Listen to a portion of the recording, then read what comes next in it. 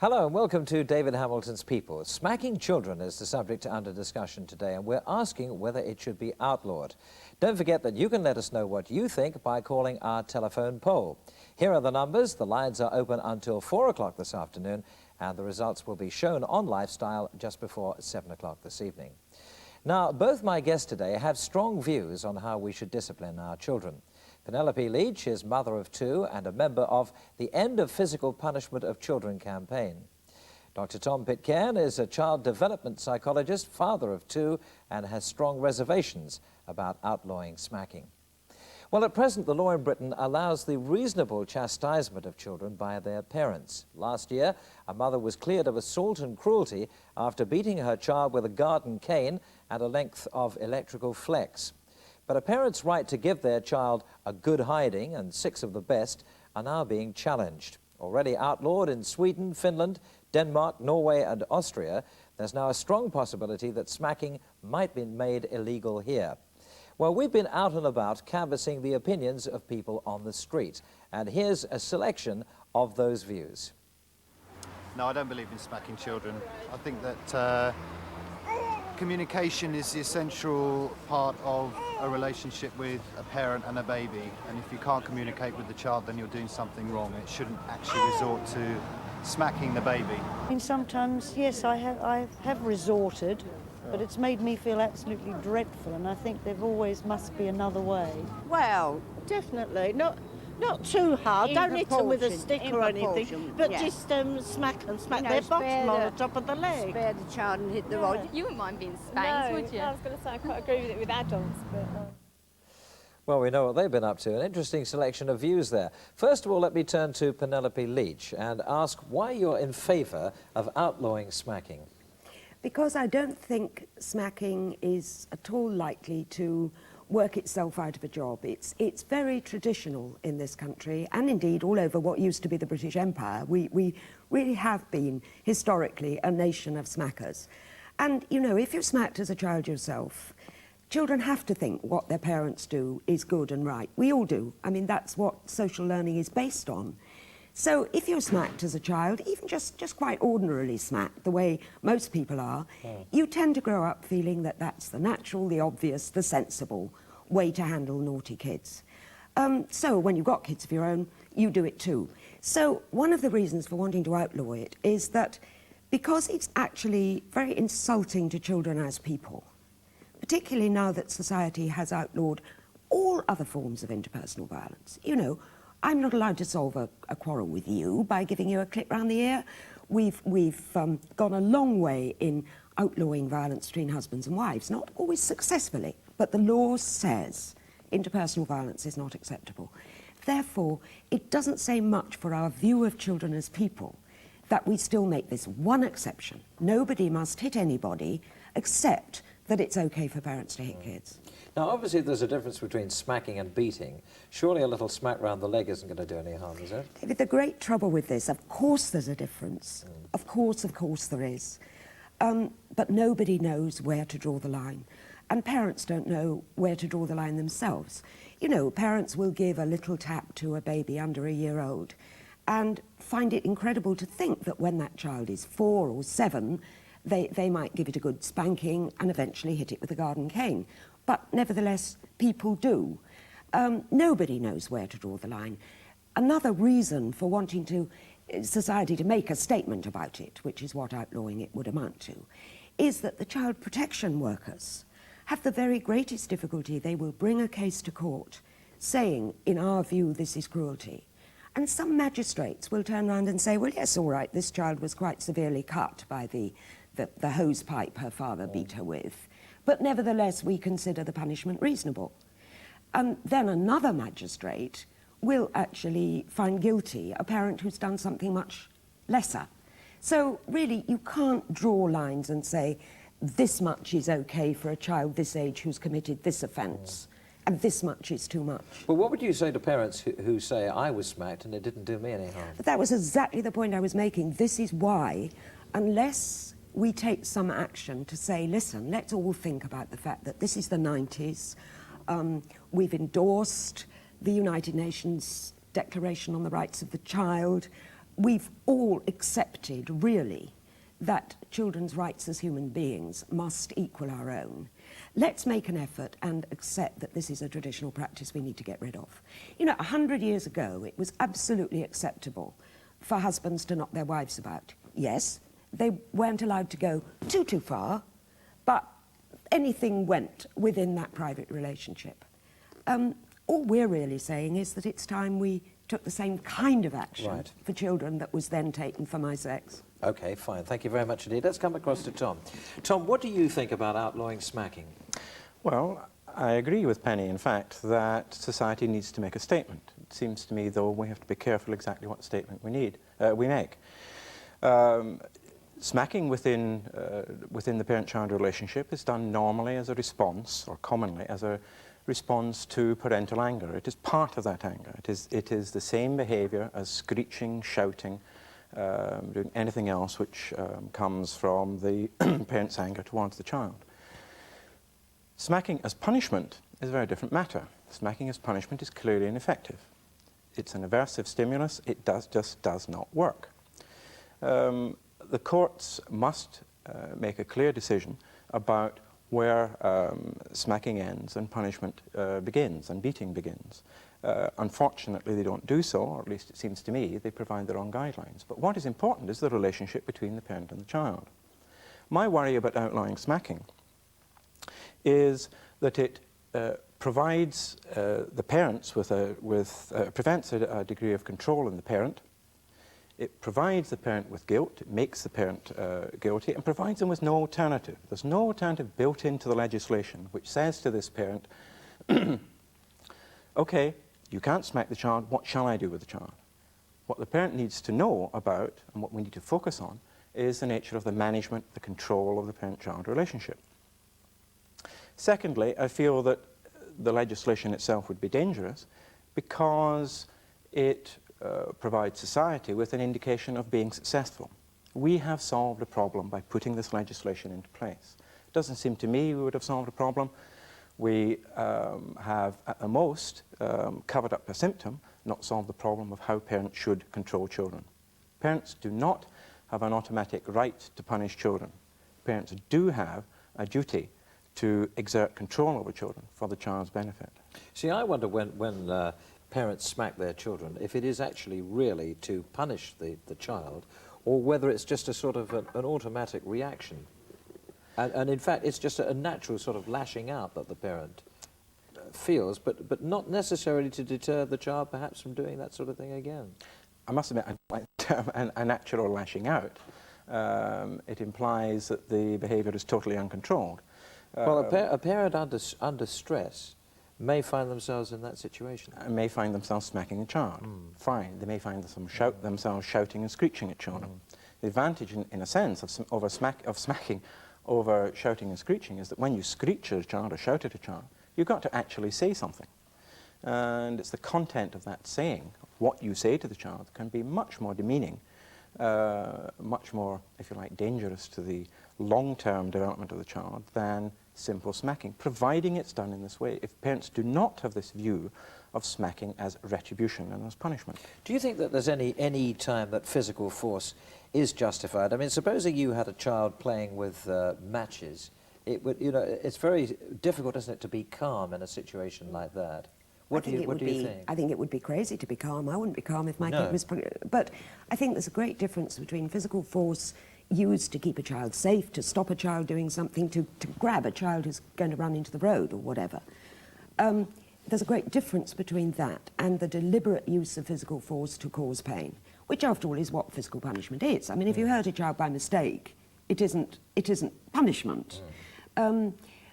Once you've grabbed the 3-year-old who's running into the road, and you probably have screamed stop or no or don't or whatever at that child, really the bang on the backside is totally unnecessary. You've already made your point. You've already made it very clear to the child that that's something he or she is not to do. So the smack that of course comes out of that fearful stomach clutch of anxiety when your child has nearly got run over is only to relieve one's own feelings. Yes, it's as I said earlier, it's like a sort of an automatic reaction. Yeah. But it's something that you're saying we should hold back and we should say, no, there's another way of dealing with this situation. Can I just make one quick point? The implication that parents won't find other ways. I mean, of course, help for parents on positive discipline is vitally important. It's a large part of what EPOC does. Much more support for parents is something we desperately need. But on this specific question, you know, in Sweden, it has been found, they've now had this law for 12 years. It has been found that the minute people accept that smacking's out, smacking or beating or spanking is out, that releases people to look for other ways. And one very strong point I would make is that in this country, so many people feel that smacking is the obvious way to discipline a child, that it actually makes it much more difficult for them to think about more positive ways of carrying on. Do we have any information about how many parents actually smack their children? Yes, we have quite a lot. It is actually coming down quite quickly, which I think is partly the fact that the whole question is being debated internationally. The last really good figures that we have come from 1985, at which point I will give them to you very briefly. This is self-report from mothers, so there's no reason on earth why they should exaggerate. We had 60% smacking babies before they were a year old. Staying with the same children, 94% smacking or spanking 4-year-olds. A lot had given up by the time the child was 7, but of those that still were, a great many were now using implements. See, a lot of parents just think it's natural behaviour, don't they? What, using a belt and a cane? No, I don't mean that, but I mean smacking 25% of 7-year-olds in 1985 were being hit with belts, canes, slippers or whatever. I mean, are you worried that it leads to child abuse and injury? This is a statement that's often been made, that indeed it does lead to child abuse and injury. However, there are several studies which indicate that what is really important, first of all, in producing aggressive and undisciplined children is a laxity of parental control rather than over-control. It's certainly true that great permissiveness allied with great punitiveness also produces extremely highly aggressive children. Secondly, that in recent studies of a child-abusing population, both in New Zealand and in my own study with Lorraine Waterhouse in Scotland, we have found that the parental child-rearing profile, if you like, seems to be, again, one of laxity. They do not know what to do. They haven't got a solution to the management problems that children bring up. They're not necessarily over-controllers or great smackers. They are very permissive, very lax with the children. So I don't think there's a great deal of very solid evidence that there is this direct link between smacking and child abuse. Tom, can I just throw the director of the NSPCC back at you? They've just done a very major study of parents charged with child abuse. Now, I'm not saying child abuse and smacking are the same. These are parents who were convicted of child abuse, the vast majority of whom themselves relate the abuse for which they've been convicted to, back in the past, a belief in physical punishment. In other words, parents who do abuse tend to say, it began when we started smacking him to try and get him to stop wetting the bed, right, or whatever. Now, this is not to say that every parent who smacks will become a child abuser. It is to say that it does look as if parents who do abuse children are also, almost invariably, parents who did believe in physical punishment earlier on. Right. We have to leave it there for now. We'll have a chance to come back to you, Tom, after the break. We must take a break now. When we return, I shall be talking to Jill Horn, who is a mother of 2, and we'll be talking about the impact of smacking on the parent.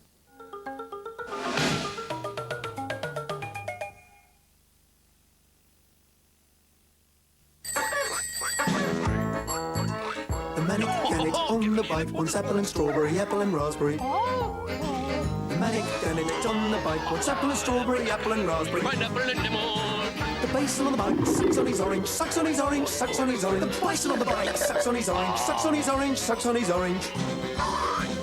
Ooh, hello, lady. The iguanodon says, wait for me.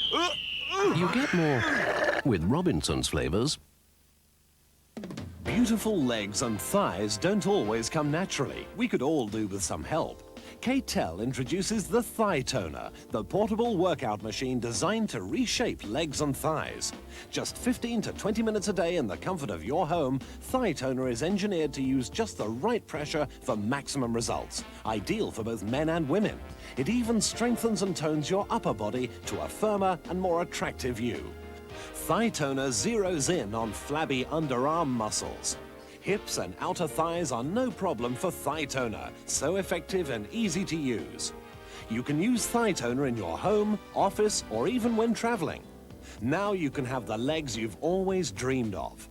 Squeeze your way to a new you with Thigh Toner, the great new portable fitness machine. Your Thigh Toner comes complete with directions and a full money-back guarantee. You can order your Thigh Toner in all these European countries by calling the number shown. Germany, Austria, Switzerland, France, Greece, Great Britain, Ireland, Turkey, Holland, Belgium, Sweden, Norway, Denmark, Finland, Spain, Poland. Call now and your Thigh Toner will be on its way.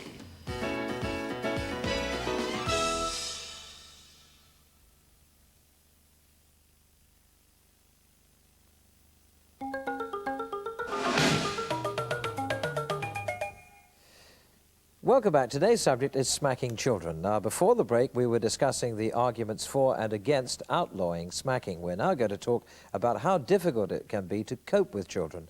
My third guest is mother of two, Jill Horn. Jill, have you ever smacked your children? I know you've got two daughters, haven't you? Yes, I have smacked them occasionally. What did you smack them for? It was usually when I'd had enough. I'd got to the end of my tether over some particular happening, and words weren't doing enough, and I just went wallop. How did it affect them? I mean, do you feel it did them any harm at all? I don't. It wasn't very often, I would say, and although they were jolly cross at the time and retired hurt to their rooms, we all got back together very quickly, and they understood, and they also understood that mother has a breaking point. And they realised, I think, that it was only occasionally. Do you think the fact that you know that you had smacked them, so that they knew what it was like, knew it was going to be painful, they didn't want to be smacked again, from then on, if you just sit there, if you're naughty, I will smack you, the threat of it, rather than actually doing it, was enough? Yes, I think so. It was so rare, really, that they'd forgotten perhaps what the last time was like, and we got into one of these situations where arguing went on, and I would say that this is enough, I've had enough, otherwise I'm going to get cross. Occasionally that wasn't enough, but on the whole it was. Yeah. Do you feel that it degraded them in any way at all? No, I don't. They were quite small. It was just usually a single slap. I would never dream of hitting them with anything.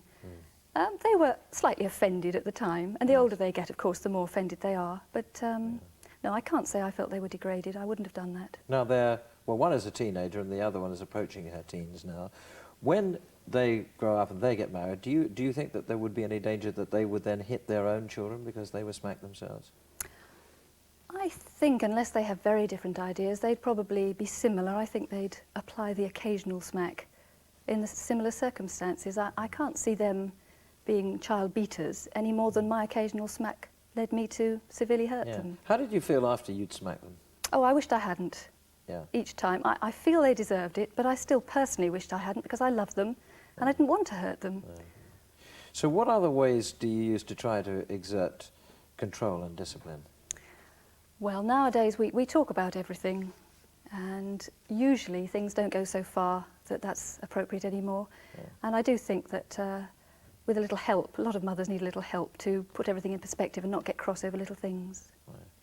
Well, now, you've heard there what Jill has to say, and I think a lot of people would probably say she's a very typical mum. Her children seem to be okay, and she smacked them. Sure, but who is saying not? That's not the point at all.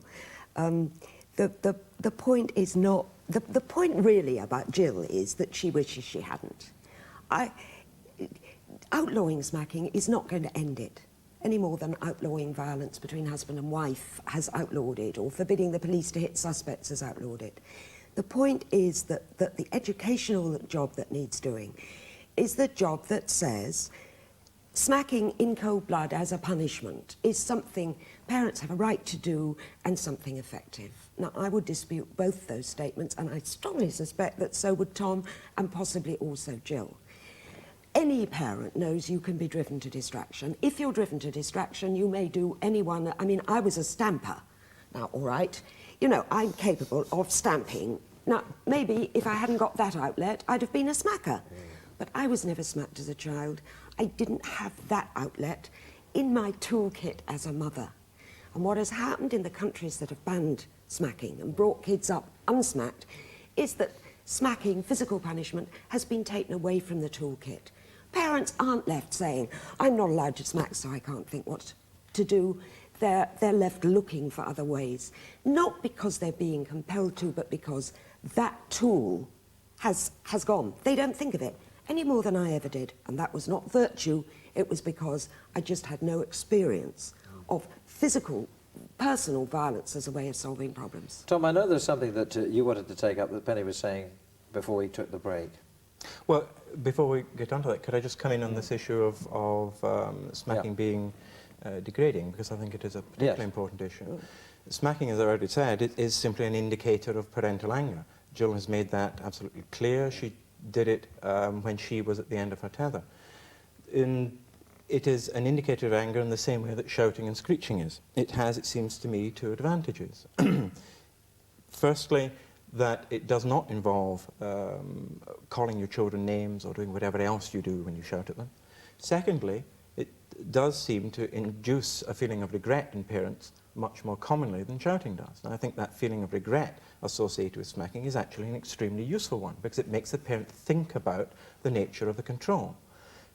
The parent-child relationship is a unique relationship, the only one in which, perhaps outside the armed services, in which one individual has to exert authority over another, and that this authority has got to be managed. Right? And it's the problem of exerting that authority within a positive relationship which is the important one, and that's where I would like to see, and I think Penny would agree with me, that's where we would both like to see the emphasis being put, that smacking as punishment is not particularly effective. Again, I agree. To outlaw smacking doesn't seem to me to provide a solution, though.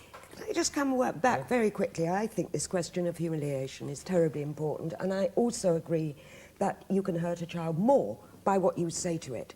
But come on, Tom, very few mothers that I know smack before they've shouted. Smacking as an end of the tether thing, I'm afraid you've usually had a good deal of will you stop it, and if you don't, beforehand. I don't think you can get away with smacking as a less humiliating, less personally offending way to go than